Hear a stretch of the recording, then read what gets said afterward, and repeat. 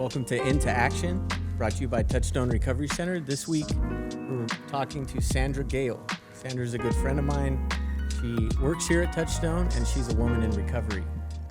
How are you? How you doing? I'm good. Thanks for having me, Nolan.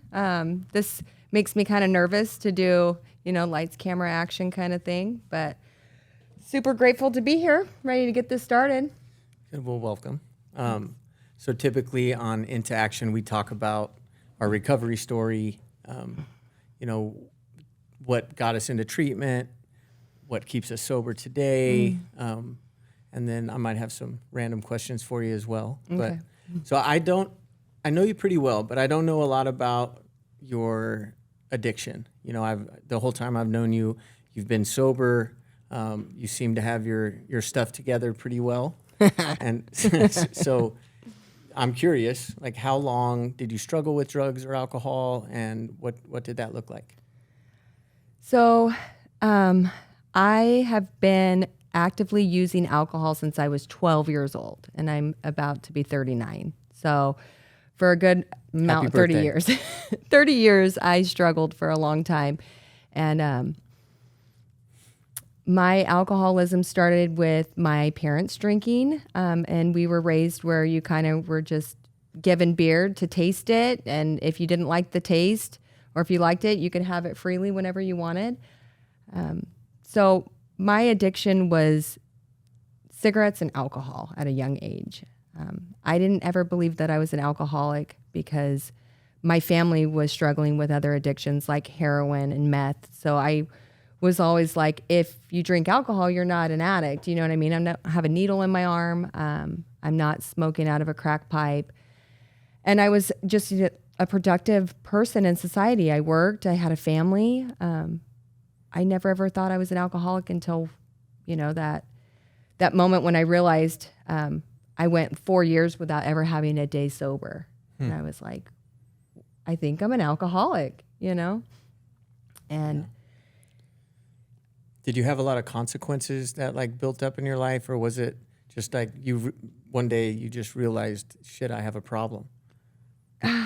That's really tough to say, the consequences, because I've been such a tough person. I've had a rough life, a rough childhood. So I've worked really hard for what I've had. So I didn't have consequences for drinking. I remember one time in 8th grade, I came home shit-faced drunk to my parents, and I lied about being drunk, and they could smell the vodka on me. I'm in 8th grade, I drank a whole bottle of Absolute vodka, and I was puking my guts out. And I remember lying to my dad, telling him that I was sick, and my consequences was I had to do yard work for 2 days in the heat. So there was no intervention of my child is in 8th grade and came home drunk. My family just brushed it off. And then a week later, I was back to drinking again with my friends. There was no consequences. Yeah. Even in adulthood, I don't, alcohol was easily accessible. I had a job. I could buy my own alcohol. I didn't have to sell my body or steal alcohol. So I didn't think it was ever an issue. Yeah. Yeah. For a lot of us, I know for me, the consequences are what got insurmountable. I couldn't keep using, I couldn't keep drinking, because every time I did, I had some severe consequence, whether it was a DUI or going to prison or losing a wife, or, there was always some really bad stuff that came along with using and drinking for me. You didn't have consequences like that. So my consequences were medical. That's what got me clean and sober, was my health declined really, really bad in the last 4 years. And I kept going to the hospital and having medical issues. I suffered from chronic migraines, and I didn't know that my body was going through withdrawals in and out of the hospital. And I think my breaking point was, when my children were involved in having to call 911 and stuff. And that's when I was having heart issues, and my primary doctor was like, do you drink alcohol? And I lied about my usage. I was like, I only have 2 beers a day.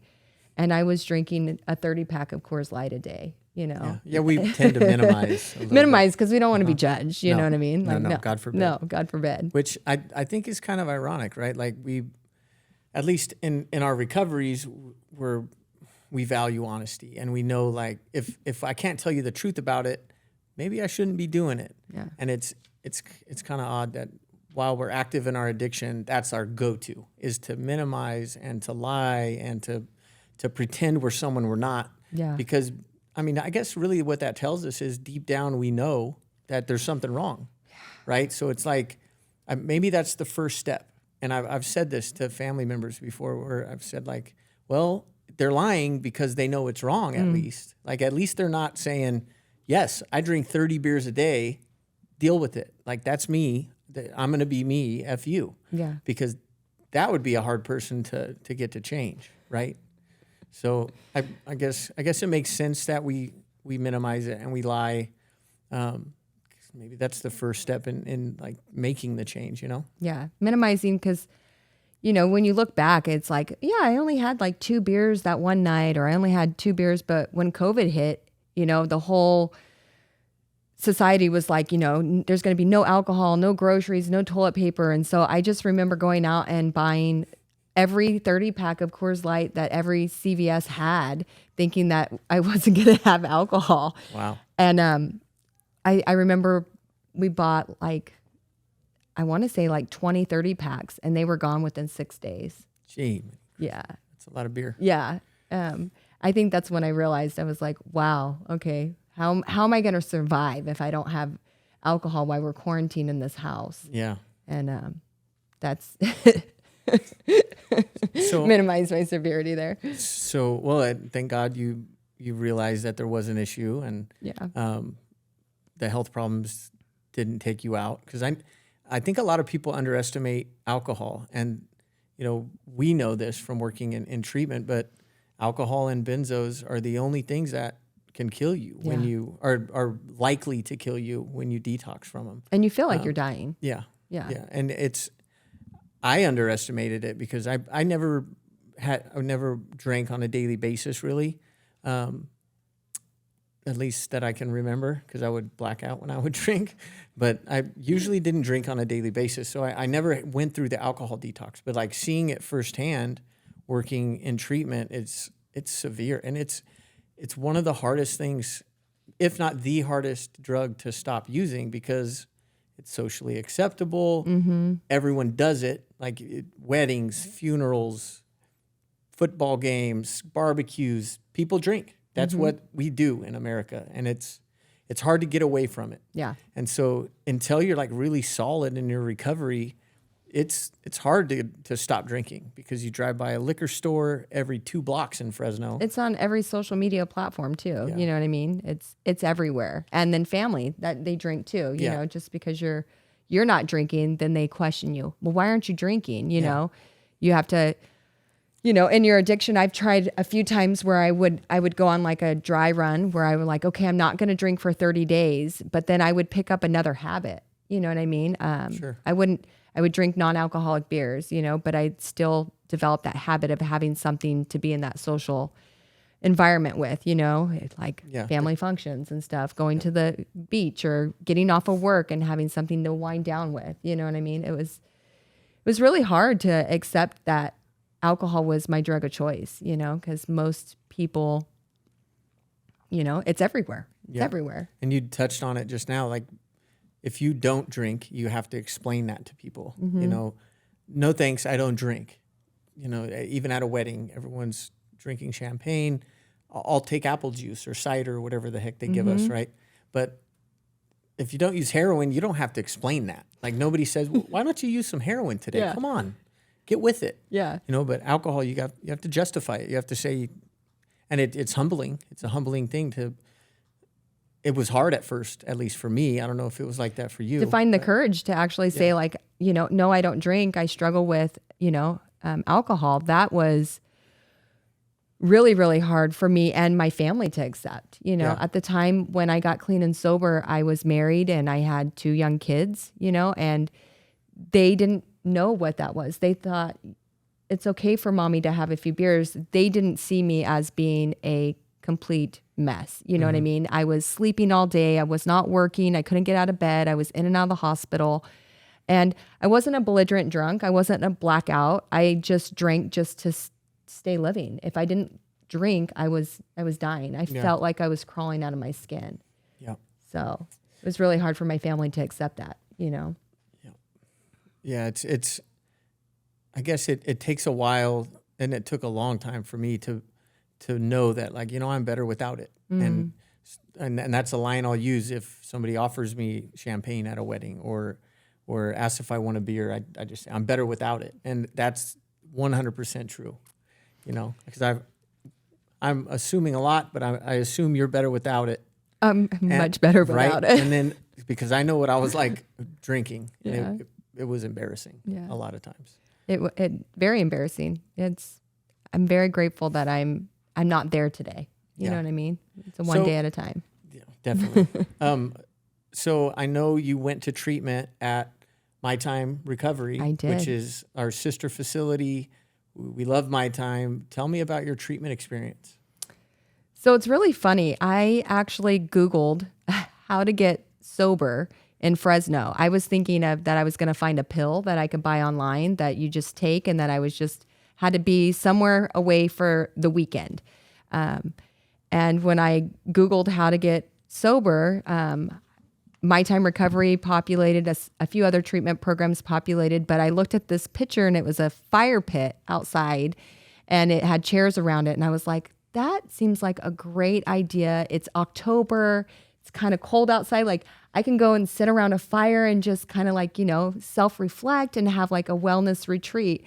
And I did like an online submission, and within like 30 seconds, their admissions team reached out to me, and it went really fast. They asked me questions and they were like, great, we have a bed available. This is our program, told me about it. And I was like, perfect. You know what I mean? They're like, when would you like to come in? I was like, well, I would like to come in tomorrow. It was another day. I was like, I'm just got out of the hospital. I want to reflect with my family and stuff.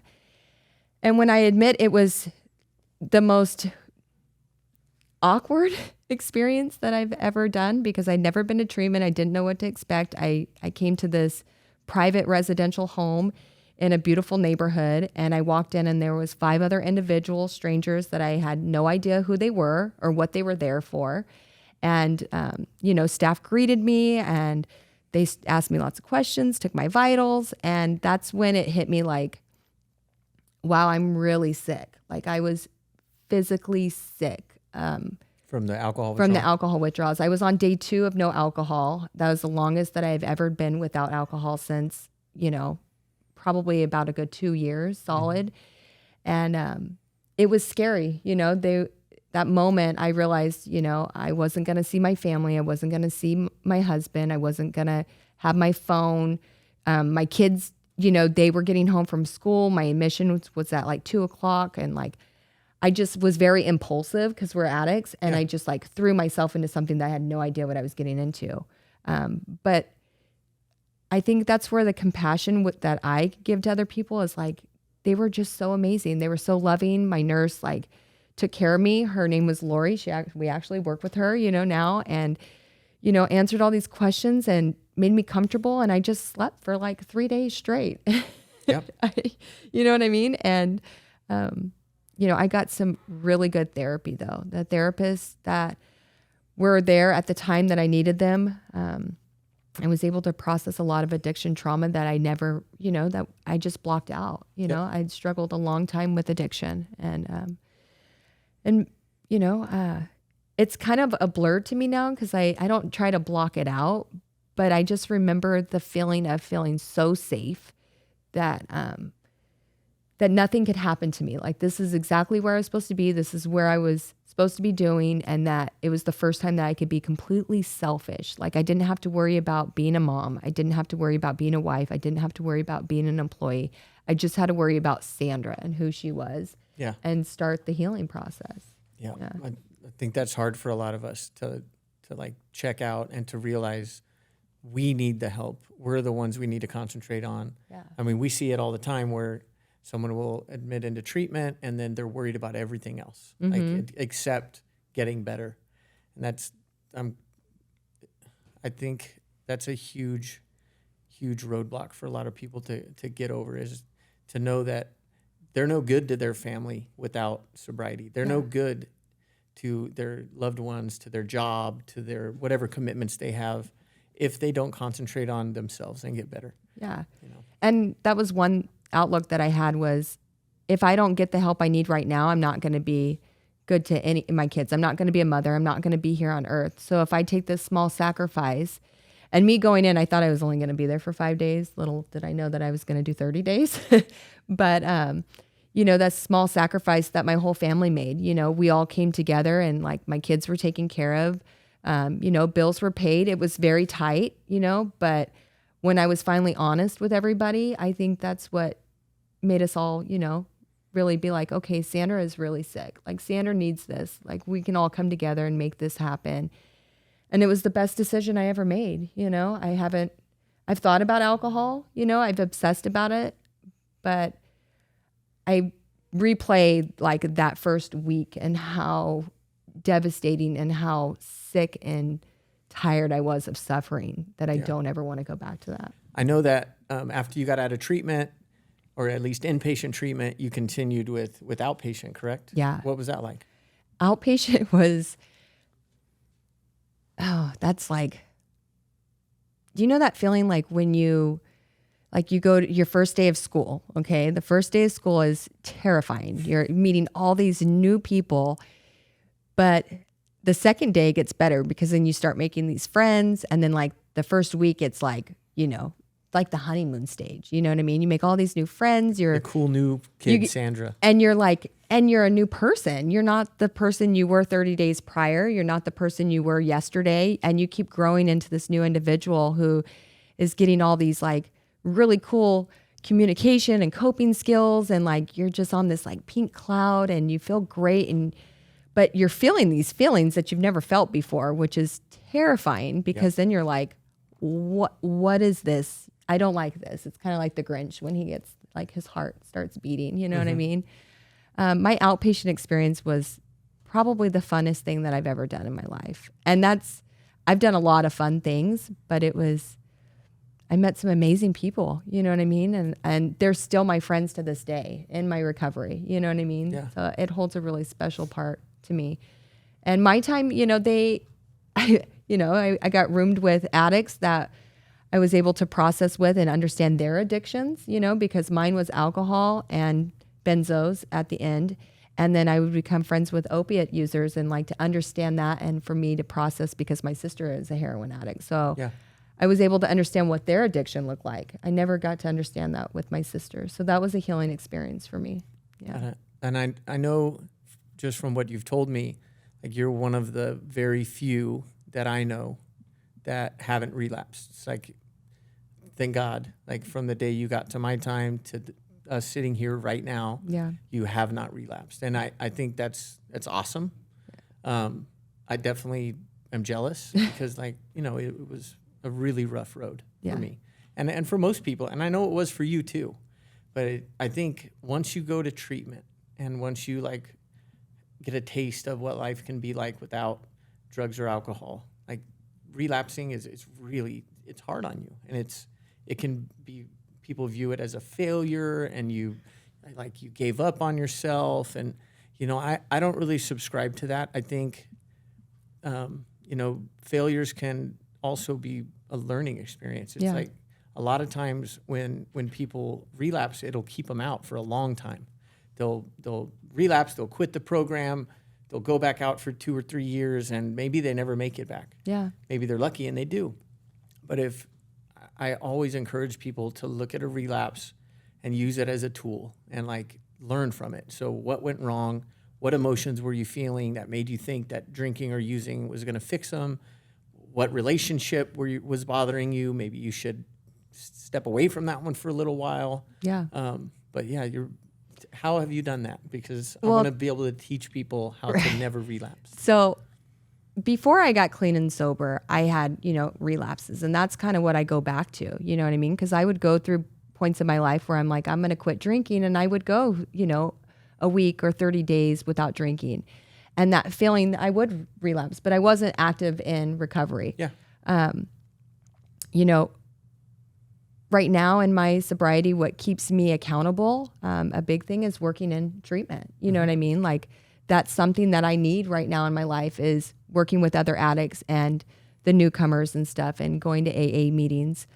And that's really hard to do, go to AA meetings, because the meetings that I enjoy going to, there's a lot of our clients that have watched me through my recovery and that look up to me. So that's sometimes triggering, you know what I mean? To go into a meeting and you see like all eyes on you, like you're the spotlight, like you're not supposed to have anything bad happen to you. You're not supposed to, be struggling with alcoholism. Be struggling or even hurting. Like, there's sometimes where I want to go into a meeting and vent about my struggles than like how I have the obsession to drink alcohol and stuff like that. And so that's rough. You know what I mean?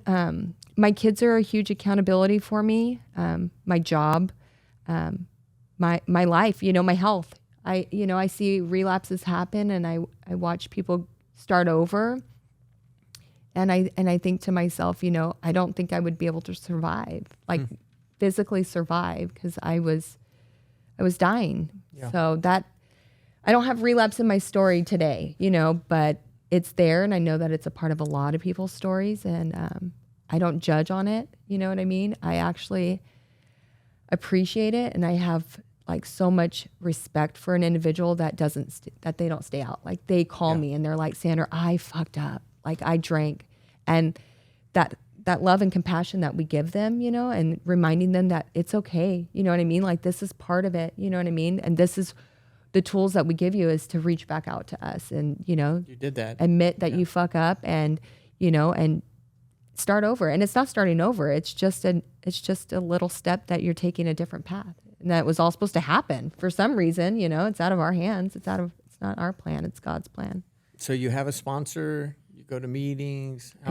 How often do you meet with your sponsor? And then how many meetings do you go to on average, like a week? So me and my sponsor, we work together. We try to meet at least every week. We try to talk almost every day or every other day. I go to at least one meeting a week, and I have almost 3 years of sobriety. I sometimes go to more meetings. Sometimes I will have like a dry spell where I don't go to a meeting for like a month, and that affects me big time. I start becoming irritable and discontent. Another thing that I practice is like my morning meditation. Like every morning I get up and I write like a gratitude list, because further in your recovery, you start to forget about what it was like to drink and being a newcomer. And sometimes our life and the things that happen in our recovery become just the normal for us, where we're like irritable, discontent, pissed off about something, or self-pity. So like my gratitude list in the morning just kind of reminds me of like how far I come every day now. Like it's a one day at a time program, but like yesterday I was grateful for something, and today I'm able to put that on paper in the morning and like live my day by that. Like be grateful. I have healthy kids. I have a wonderful job. I'm clean and sober today. I have my own independence. Like that keeps me accountable. Sure. Yeah. I think routines are very important. I talked about this the last couple of episodes as well, but I can't emphasize enough how important my routine is for me. Like, we know your routine, right? It's a big part of it. I think it's true for a lot of us that are active and engaged in our recovery. It's like, for me, it's a morning routine, kind of like you. I try to stay grateful. Like I have to remember how shitty life was just 5 years ago, 6 years ago, 7 years ago. It was a totally different day to day. It sucked. Yeah. And then so to look at our lives today, there's a lot to be grateful for. So like to have that as part of your morning routine, maybe I should adopt that, because I don't. What I do on a daily basis is I will wake up early. You work out. I work out a little bit, but then at night, like I review my day, like the 10th step, right? Yeah. Where we look at the things that we messed up, and did I say something to Sandra today that I shouldn't have said, or did I? Never. No, you never. Not yet. But I mean, there's always something that like we kind of feel we self-reflect on it. Yep. Yeah. And then so to be accountable to that, and then to make amends the next day or right then if you need to. Yeah. It's really important to me. Yeah. Yeah. I agree. You know what I mean? That's one thing that I think we try to like push here in our outpatient program and inpatient is like building that structure and like finding a routine that best fits your needs, because we were so used to building a habit of using, you know what I mean, to get out of self and to not feel things. And so that can get really overwhelming, especially when you wake up first thing in the morning. You know what I mean? You went to bed with all these thoughts inside. So now you're waking up, it's a brand new day. And so I just like to reflect and just take that moment where I don't look at my phone. I try not to look at my phone. I try not to, have any distractions, and just like think of like, oh, it's such a beautiful day, like this pink cloud. You know what I mean? I always go back to when I was an inpatient like that. That's what I reflect on, because it was like a dream. It was like the movies, it didn't. You felt good. You didn't feel dope sick. You didn't feel anything. You just felt so good and healthy. And it's like, I want to wake up like that every morning. I don't want to feel hungover, I do. Yeah. So last question, I promise. Okay. So I know working in admissions it's hard. Like, I've done it, and I know it's challenging, because most of the time you're talking to people and it's day zero. Like they're actively using or drinking, or they did last night and they're like desperate and they're so sad and they have some type of like emergency on their hands. And so talking to people in that desperate moment, and when they're calling and finally like they gathered the courage up to call and ask for help, it can be draining. It's hard to do that day in and day out. So I guess my question is like, how do you stay amped about it? And then, how do you cope with it? Because it's a lot of stress. It is a lot of stress, but life is stressful. You know what I mean? I look back at when I was active in my addiction, the smallest thing stressed me out. The dog, digging a hole in the backyard, that would stress me out and overwhelm me so much. So now that I'm able to have coping skills to understand, like, I can't control people, places, and things, and this person right now is struggling. You know what I mean? Like, they're struggling. They're human. We all make mistakes, whether it's repetitive questions that somebody's asking, or if it's a loved one that is, terrified of what their child or husband is going to go through. I put myself in their shoes and just, remind myself, like, I was there one day. You know what I mean? I am that person. But I look at it as a reward. I think I'm just grateful for everything. So I try not to have a negative thing on anything that happens in life, because negativity kind of blocks out the positive, So I do get overwhelmed and I do get stressed, but I take deep breaths. I do a lot of meditation and breath work. And the biggest thing I've learned is just listen to them. Sometimes somebody just wants to just talk and tell you their whole life story, and you just listen and you be like, okay, it's going to be okay if you do what's willing. If you do what's suggested and you're willing to go into treatment, you can have A, B, and C, and D. But I don't know if I really answered that very well. No, you did. Okay. You did. I know you're gifted. You're gifted at admissions because you actually do care and like you want to help people. So we're lucky to have you here at Touchstone. I know since you started working here, I mean, dozens and dozens and dozens and dozens and dozens of people have gotten into treatment and changed their lives. And I think they're really lucky to have you as the first person they talk to. Aww. Because I know you talk to them throughout their treatment episode. Mm-hmm. If something's going wrong, a lot of times they'll say, I need to talk to Sandra, because you were that first person that took the call and helped them get through a really tough time. Yeah. So, you're doing a really good job. I love my job. I love helping people. You know what I mean? If it was my way, I would save everybody, just how I was saved. You know what I mean? Yeah. Well, thank you for being on Into Action this week. Thanks, Nolan, for having me. I'm really glad to hang out with you. I'll see you tomorrow at work. No, you won't.